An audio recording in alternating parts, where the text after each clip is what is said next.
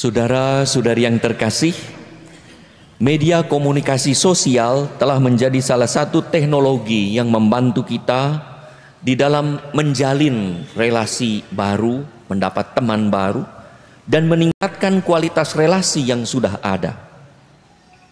Walau demikian, media komunikasi sosial ini juga bisa berakibat buruk pada relasi pribadi, terlebih saat penggunaan media ini tidak menggunakan hati, hanya menggunakan otak dan menggunakan tangan.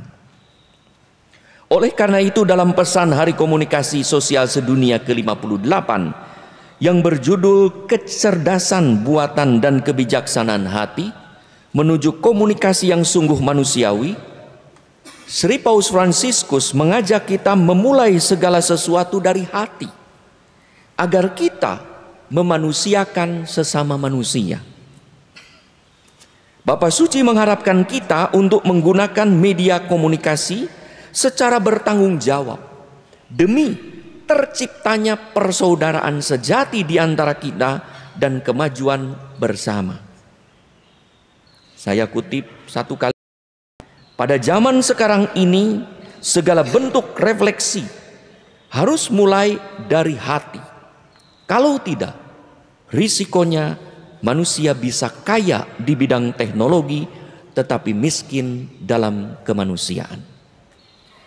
Saudara-saudari yang terkasih, sebagaimana kita ketahui, berkat medsos seperti WA, Instagram, YouTube, TikTok, Facebook, dan lain-lain, masih banyak yang baru, kita mudah mengkomunikasikan apa yang hendak kita sampaikan dengan cepat dan tepat sasaran, kadang juga salah sasaran, salah alamat, salah pijet, di-delete, sudah tersebar.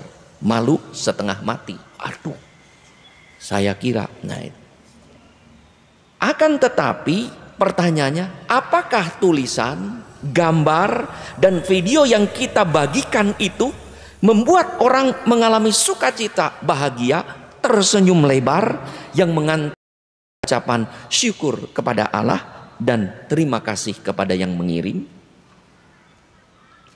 Ataukah sebaliknya, jangan sampai apa yang kita bagikan atau apa yang kita share justru membuat orang jengkel, marah, hingga berduka dan menderita karena postingan kita. Bayangkan, siapa yang tidak ngambek kalau pose wajahnya yang sedang tidak fit, yang tidak lagi bagus, di-share ke temannya. Sedang makan banyak, sedang tidur di gereja, gitu ya, di-share. Kan marah, ngambek ya. Siapa yang tidak memutuskan hubungan persahabatan kalau perbuatannya yang bisa menimbulkan salah paham? Lagi bengong, lagi ngantuk, lagi jalan-jalan di suatu tempat, lihat HP di tempat ibadat sedang berdoa, diposting dan di-share, bukan hanya kepada orang, kepada grup, pasti marah. Hal ini bisa terjadi karena orang begitu senang men-share, posting, untuk apa? Kepuasan diri sendiri, tanpa menjaga perasaan dan menghargai privasi sesama. Bagaimana kalau kita membuat dan membagikan tulisan dan gambar video itu tidak dengan hati? Maka kita tidak peduli perasaan orang lain, tersinggung, marah, dan lain sebagainya.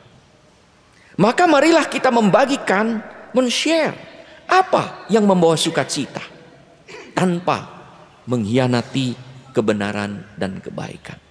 Ada yang sungguh kita lihat, yang kita bisa ambil kesempatan kita abadikan, tapi mungkin tidak pantas untuk di-share dan dibagikan secara umum, kecuali diberikan kepada yang bersangkutan atau atas persetujuan yang bersangkutan. Itulah komunikasi yang harus mulai hati, bukan hanya dari emosi. Saudara-saudari yang terkasih, Yesus berdoa kepada Bapaknya dalam Injil hari ini dari hati. Di situ Yesus berbicara dari hati ke hati penuh kasih dengan Bapa. Maka bacaan kedua hari ini, Yohanes mengajak kita betapa Allah mengasihi kita. Yohanes mengkomunikasikan Allah yang mengasihi kita. Maka kita pun harus mengasihi satu sama lain. Injil adalah berita komunikasi yang membawa sukacita. Injil, kabar sukacita. Doa Yesus dalam Injil hari ini meneguhkan para muridnya. Itu yang di-share. Bagaimana Yesus selalu berelasi dan berkomunikasi dengan Bapanya hingga tidak pernah ada salah paham antara Bapa dengan Yesus. Yesus mengetahui kehendak Bapanya dan melaksanakan persis apa yang oleh Bapanya.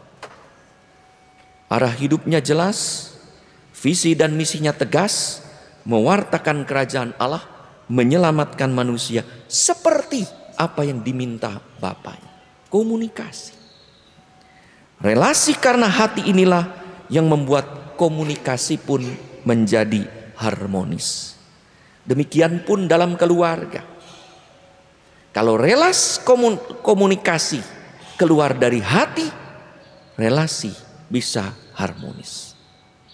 Saudara-saudari yang terkasih, konflik dapat terjadi kalau orang memperlakukan sesama entah lewat perkataan, tulisan, gambaran, atau perbuatan yang tidak lahir dari hati.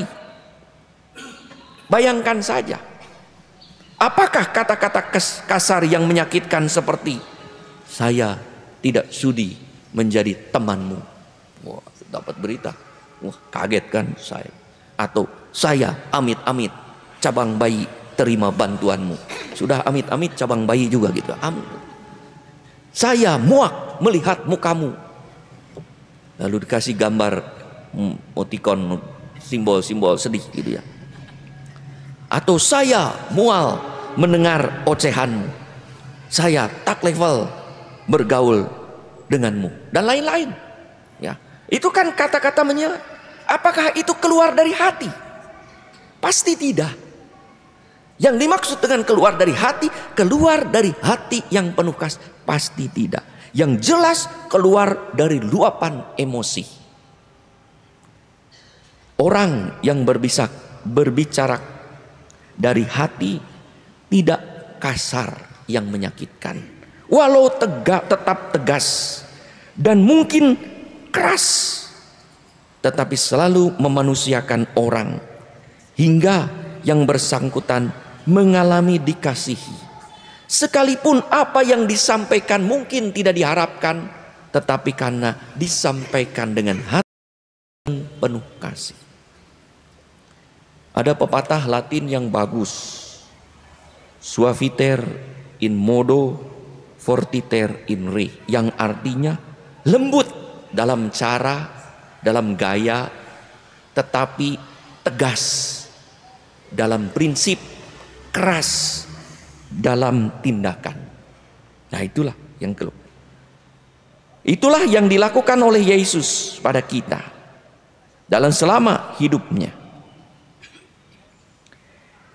Yesus tegas dan keras, tetapi perkataan dan perbuatannya selalu tergerak hatinya oleh belas kasih. Bela rasa itulah yang menandakan kita berkata dan berbuat dari hati. Maka sebelum mengirim sesuatu atau memposting sesuatu berkaitan dengan orang lain, seandainya saya diposting seperti itu, seandainya saya di-share seperti itu, akan sukacita bahagia atau tidak? Kalau tidak, janganlah diposting.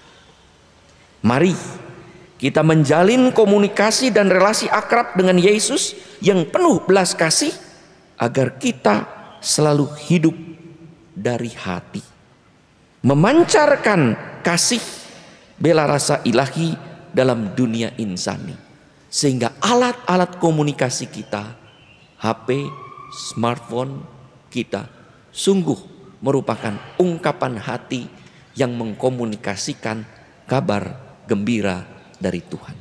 Sehingga mudah-mudahan melalui HP kita itu, nama Tuhan terus dimuliakan dan makin banyak orang mengalami berkat, dan kita pun bersukacita terbantu dengan alat komunikasi ini. Karena segala sesuatu harus dilakukan dari hati yang penuh kasih.